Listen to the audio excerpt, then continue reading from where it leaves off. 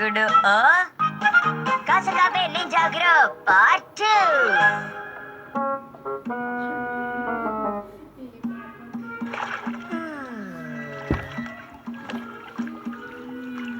2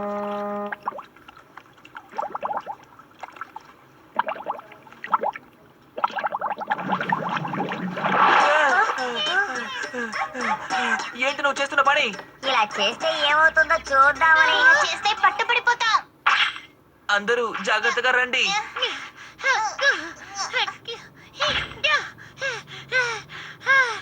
మసాబో మసాబో ఏంటి? Hi Masav, how are you? ఎందుకు పిలిచావో చెప్పు. వెనక్కి చూడకు మసావ్.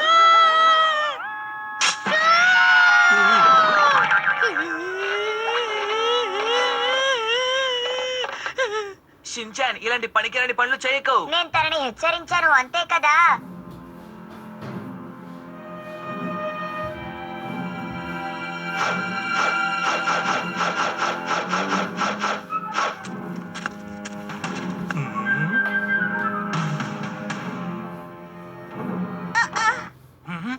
ఎవరది?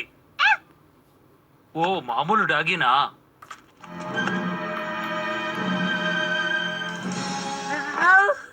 ఎవరది?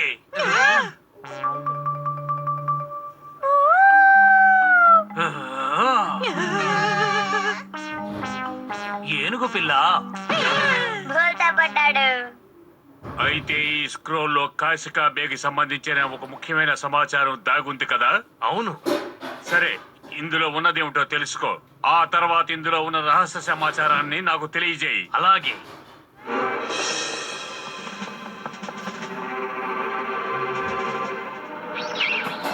దయచేసి నువ్వు నింజాలా ప్రవర్తిస్తే బాగుంటుంది. ఇలాగా? ఓరి నాయనో, ఓ నాయను, ఎవరు వస్తున్నట్టున్నారు?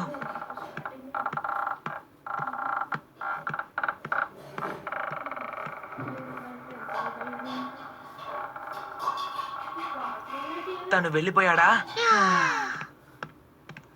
అవును, షిన్చాన్ ఎక్కడా?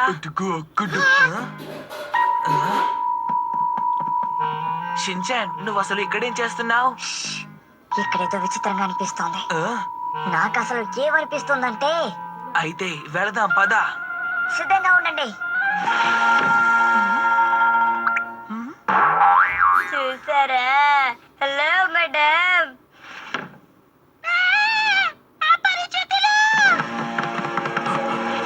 యువరాణి, ఎంతకీ ఏమైంది? ఎవరున్నారు? ఎవరు లేరే? ఎక్కడికి వెళ్ళి ఉంటారు? ఇలా చూడు, మనం ఆ స్క్రాల్ గురించి వెతుకుతున్నాం, మేడం గురించి కాదు. అర్థమైందా?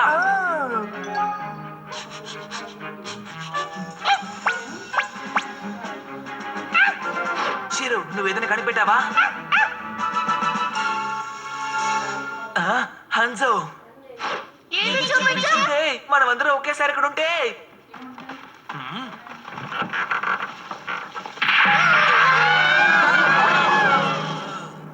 మిమ్మల్ని నింజా టెక్నిక్, కింద పడి స్క్రోల్ని దక్కించుకోవడం.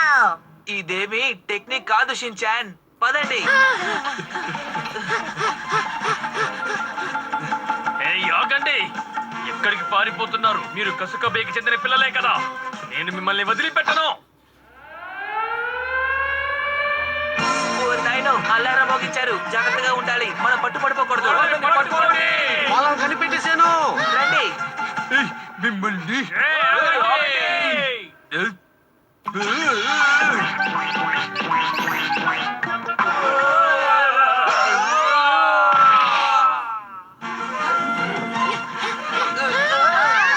మీరు తప్పించుకోలేరు. మిమ్మల్ని విడిచిపెట్టాం. దొరికారు.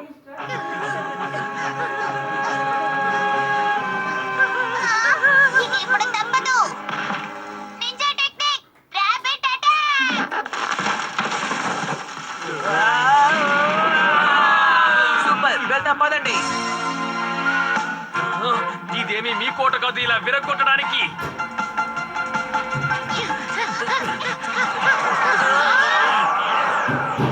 ఇక మీరు తప్పించుకోలేరు. మీరు చిన్నపిల్లలు కాబట్టి అక్కడ ఏమీ చేయకుండా వదిలేసి వచ్చాను. ఇప్పుడు ఏం చేస్తానో చూడండి.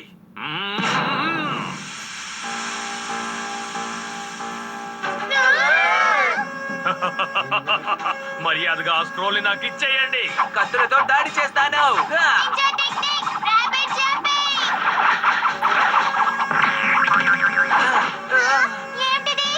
నింజా టెక్నిక్ బలమైన నోస్ అటాక్.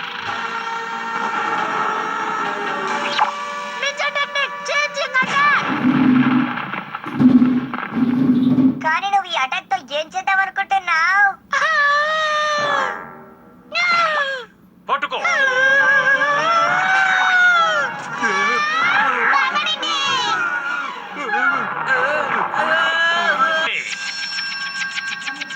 మా దగ్గర ఇంకా షీరో ఉన్నాడు. షీరో, కమాన్ షీరో, పెద్దగా అవ్వు.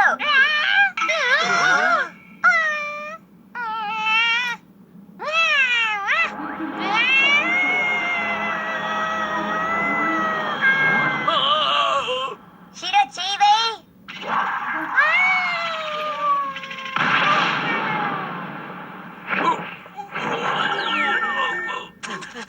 అద్భుతం షీరో.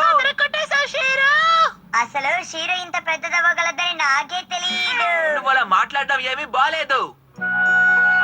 మీరు మళ్ళీ ఆ స్క్రోల్ వెనక్కి తీసుకొచ్చారు. మీరు చేసిన సాహసానికి అభినందిస్తున్నాను.